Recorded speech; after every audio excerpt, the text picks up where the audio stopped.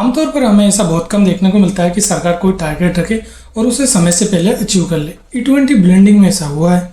सरकार ने इसका टारगेट 2030 रखा था, लेकिन पूरे 5 साल पहले 2025 में इसे अचीव कर लिया। उसके साथ साथ पूरे देश में लागू कर दिया। इसके पीछे अगर हम कारण देखें तो हमारे केंद्रीय सड़क परिवहन मंत्री पिछले कुछ सालों से इथेनॉल को कुछ इस तरह से प्रमोट कर रहे थे जैसे ये उनका फैमिली बिजनेस हो भी सकता है। अब देश की जनता और सरकार आमने सामने है।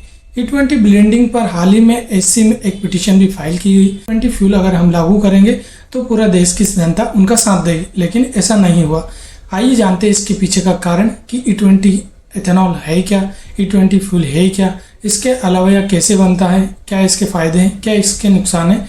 E20 का मतलब है कि आप अपनी गाड़ी में जो पेट्रोल डलवा रहे हो उसमें 20% इथेनॉल और 80% पेट्रोल है। इसके अलावा E10 भी आता है जिसमें 10% इथेनॉल और 90% पेट्रोल होता है। E20 ब्लेंडिंग भारत में पहली बार नहीं हुआ। 2003 में भी ऐसा हुआ था जब सरकार ने पेट्रोल में 5% तक इथेनॉल मिलाया। इसके बाद हम आगे बढ़े और 10% पे आके हमने इसे स्विच कर दिया, लेकिन 2025 में इसे टोटली 20% मिलाया गया और पूरे देश में लागू किया गया। हम जानते हैं E20 के क्या फायदे हैं और क्या नुकसान है।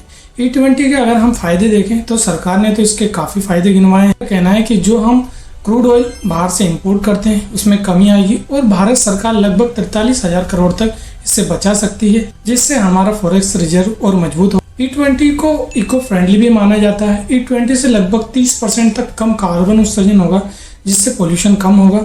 सरकार का कहना है कि इथेनॉल का अगर हम उपयोग करते हैं तो इससे किसानों की आय में बढ़ोतरी होगी, क्योंकि इथेनॉल को अगर हम देखें तो यह मक्का, जौ, गेहूं इनसे बनता है, जिससे कि जो पैसा बाहर जाता था वो अब हमारे किसानों के पास सीधा जाएगा। इसके अलावा भी सरकार ने ब्राज़ील, अमेरिका का उदाहरण दिया। ब्राज़ील में लगभग 30% 40% तक इथेनॉल का प्रयोग किया जा रहा है और यह काफ़ी सालों से वहाँ पर चल रहा है। सरकार का पक्ष और सरकार के बेनिफिट्स। इसके अलावा रियल में अगर हम देखें तो E20 ब्लेंडिंग से काफ़ी नुकसान भी हुआ है, जिसमें अगर पहला कारण हम देखें तो ये है माइलेज ड्रॉप का। सरकार का कहना है कि E20 से 5 से 7% तक माइलेज कम हुआ है, लेकिन नीति आयोग ने भी ये माना है कि E20 से गाड़ियों का माइलेज कम हुआ है, क्योंकि अगर हम देखें तो ये एक ड्राई फ्यूल है और जल्दी वेपराइज हो जाता है। इसके अलावा E20 में जो इथेनॉल है वो गाड़ियों के कुछ पुर्जों के लिए भी हानिकारक है, जिनमें खास तौर से रबड़ और प्लास्टिक। इसके अलावा 2023 से पहले की जो गाड़ियां हैं वो E20 के सूटेबल है ही नहीं, तो वो कैसे इससे चलेंगी। अलावा पेट्रोल में अगर आप इथेनॉल मिला रहे हो तो पेट्रोल के रेट कम होना चाहिए, लेकिन ऐसा नहीं हुआ। पेट्रोल के रेट तो पहले की तरह ही है।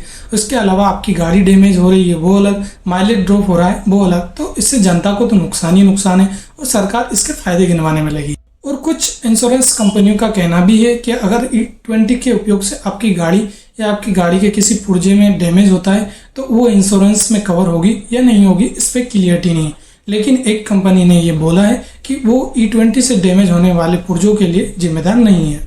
इसके अलावा सरकार को हमें ऑप्शन तो देना ही चाहिए। अगर आपकी गाड़ी E20 के सूटेबल है तो E20 डलना चाहिए, E10 के सूटेबल है तो आपकी गाड़ी में E10 डलना चाहिए, लेकिन ऐसा नहीं है। हमारे पेट्रोल पंप से सिर्फ एक ही नोजल होता है और इस पर सिर्फ पेट्रोल लिखा होता है। इसके अलावा वहाँ पर हमें कोई भी जानकारी नहीं मिलती है कि आपकी गाड़ी में जो पेट्रोल जा रहा है वो E10 है, E20 है या क्या है।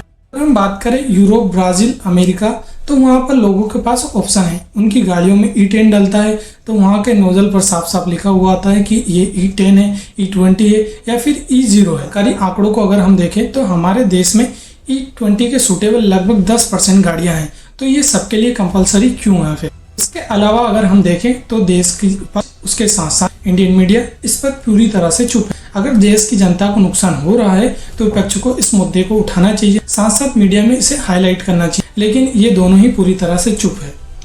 इसके अलावा हम देखें तो हमारे केंद्रीय सड़क परिवहन मंत्री पहले पूर्ति ग्रुप को लीड करते थे, जो अब मानस ग्रुप हो चुका है और इसके अंदर बहुत सारी शुगर मिल्स आती है जहाँ पर इथेनॉल प्रोड्यूस किया जाता है। इसके अलावा इनके बेटों की भी कुछ कंपनियां हैं जो इथेनॉल का प्रोडक्शन करती है। इनके बेटों की एक कंपनी का 2023 में रेवेन्यू 17 से 18 करोड़ था, जो अब बढ़कर 528 करोड़ हो चुका है, यानी कि लगभग इसमें 2800% की ग्रोथ हुई है मात्र एक साल के अंदर। सरकार तो इसे इको फ्रेंडली बताती है, लेकिन अगर हम रिसर्च करें और पूरा गहराई में इसको देखें तो जिन राज्यों में गन्ना या फिर चावल प्रोड्यूस किया जाता है उस राज्य में वाटर लेवल पहले से ही काफ़ी ज़्यादा नीचे जा चुका है। इसके अलावा अगर हम और ज़्यादा मात्रा में गन्ना और उसके साथ साथ जो चावल अगर हम प्रोड्यूस करते हैं तो वाटर लेवल कहाँ जाएगा। इससे जो इथेनॉल पहले शुगर कंपनियों का बाई प्रोडक्ट हुआ करता था, अब वो उनके मेन प्रोडक्ट में शामिल हो चुका है। अब अगर हम देखें तो गाड़ियों के माइलेज के बारे में तो हमें पहले ही पता चल चुका है, इंजन में कुछ खामियां आई हैं इसका भी हमें पहले पता चल चुका है। लेकिन आगे जाके E20 से हमें क्या क्या, हमारी गाड़ियों को क्या क्या नुकसान होने वाला है ये तो हम जानते ही नहीं है। E20 ब्लेंडिंग से बड़े लोगों को तो क्या ही नुकसान होने वाला है। नुकसान होगा तो मेन तौर पर मिडिल क्लास फैमिली का, वो हर साल गाड़ियां बदल नहीं सकते और सरकार तो इसे E10 E20 बताकर हर साल लागू कर ही रही है। पता नहीं अगले साल E14 लागू हो जाए, E15 लागू हो जाए तो आपको सरकार का ये फैसला कैसा लगता है कमेंट करके जरूर बताएं। अगर वीडियो आपको अच्छा लगा हो तो लाइक कर ले, चैनल को सब्सक्राइब कर ले और कमेंट कर जरूर बताएं कि सरकार का ये फैसला सही है या गलत है। इससे सरकार को फायदा होना है या आम जनता को फायदा होना